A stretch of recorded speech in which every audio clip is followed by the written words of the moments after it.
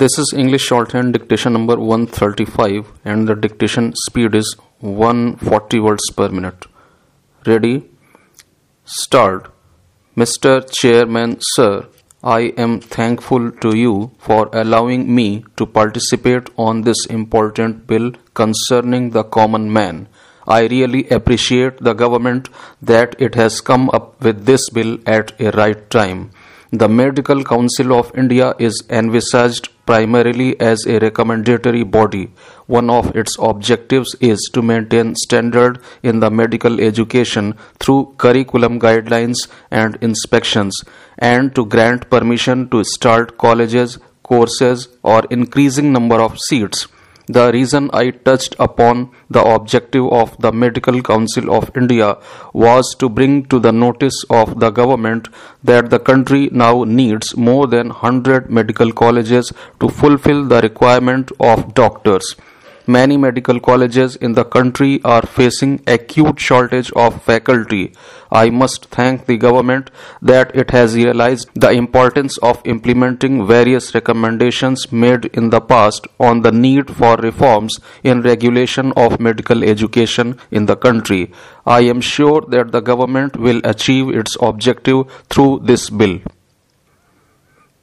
Sir, many medical professionals in the country have expressed their view that the Medical Council of India has become a non-representative body with a gross disparity in the representation of members from various states.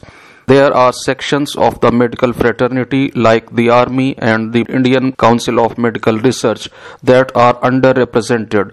Moreover, in the Medical Council of India, there must be uniformity in representation of states. The new system would put an end to the overarching extra-constitutional authority resting with the national policing body, courtesy which doctors enjoyed prolonged tenures, with members serving even their fourth or fifth terms. I stress that the terms of members should be fixed for not more than 2 times and each term should be of 4 years. Similarly, a provision of removal of the president, as in the case of other important posts, should be brought in. Members of both the houses of parliament should also be considered for the ex officio posts. This will help to make the Medical Council of India more effective. When we talk about an institution which represents the health sector, it is of paramount importance to mention here about the problems relating to health sector in the country. Today, health and education are the two sectors which are growing in a rapid manner, keeping in view the hefty return involved in these two newfound segments. Today, in every nook and corner of the country, we can see hospitals run by private sector, sponsored by leading hospital chains as well as medium and small business groups. It is really a welcome step. I appreciate that by way of these hospitals we can certainly reduce the pressure on the government hospitals. But at the same time, what I am surprised to find is that there are no regulatory bodies to keep a control on these hospitals run by the private sector. I have information that in one of the hospitals of Fortis, a patient was left to die due to cardiac arrest on the bed within the hospital, and it shows their inability, their carelessness, and the quality of the doctors employed. That is why I am demanding for a regulatory body to keep an eye on the hospitals in the private sector. There should be something to take note of the reasons for large-scale casualties in the private hospitals. There should be some analyzing method to ascertain why such large-scale casualties are taking place in private hospitals. There should be some stipulation about the recruitment of doctors and other paramedical staff in private hospitals. There should also be some condition of pay and allowances to doctors and employees working in the private hospitals. Unless you have qualified doctors and staff with relevant qualification and experience, they cannot deliver the goods. We cannot allow the rising unwanted casualties in private hospitals. There should also be some stricture on the charges these private hospitals are charging from the patients. I hope the Honorable Minister will take note of it and come with necessary action in this regard. Sir, I would like to bring certain important facts before the Honorable Minister. We were expecting a vision document by the Medical Council of India as it is long overdue. By bringing out this important document, we would come to know about the objectives of Medical Council of India in the current scenario and whether any amendments have been brought about in the guidelines of Medical Council of India. Despite the claims of Medical Council of India, there seems to be lack of transparency and accountability in the functioning of the premier institution.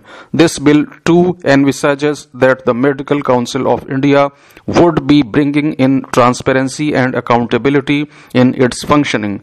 I hope that renewed efforts would be made to ensure that transparency and accountability is in place in letter and spirit in the Medical Council of India in the days ahead. The Medical Council of India, which is an apex body in the Indian medical arena, is supposed to look after the premier work proceedings of one of the most important areas, that is health. They should be duty bound enough and understand that their contribution to the nation is of great importance. The Indian Medical Association is the largest non-governmental organization of the medical practitioners in the country. The Medical Council of India is a body that truly represents the members of the medical community. In a way, I can say that it is very important that for efficient working of any professional body, its autonomy bears utmost importance. This will instill confidence among the medical professionals and the society. It represents the voice of the medical practitioners from all over the country. I would request the Honorable Minister to give some power to the functioning of the Medical Council of India in a manner beneficial for the medical community and the general public. I hope that transparency and accountability would be in place in letter and spirit. However, I want to know the guidelines for selection of the members of the Board of Governors. Honorable Chairperson, the Minister can recollect that I had put my objections against this kind of bill. Time and again, charges of corruption have been raised against the Indian Medical Council, but the Union government was reluctant to interfere in the matter. When the former chairman got arrested, the question arose whether the Indian Medical Council will be banished. This sort of attitude is very much objectionable. If we say that the former chairman of the Central Vigilance Commission is corrupt, are you in a position to banish the Central Vigilance Commission itself?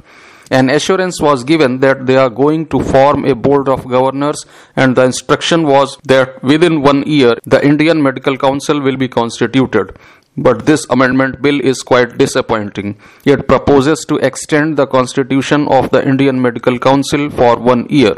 This is in a sense not only the extension of the period for formation of the Indian Medical Council, but also the extension of the Board of Governors for 1 more year.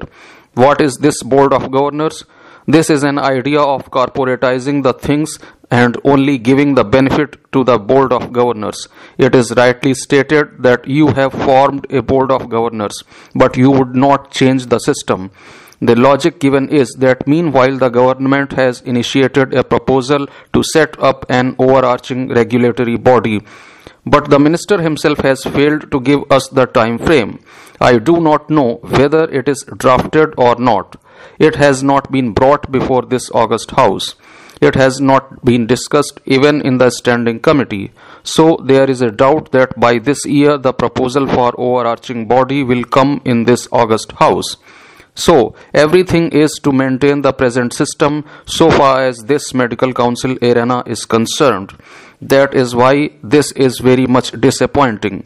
During the discussions, we raised the point that you are going to form the Board of Governors. In fact, you are going to curtail every right of the autonomous body of the Indian Medical Council. You are strengthening the bureaucratic intervention in this arena. You are going to strengthen the government intervention in this arena, and you are attacking the basic essence of that authority of the autonomous body.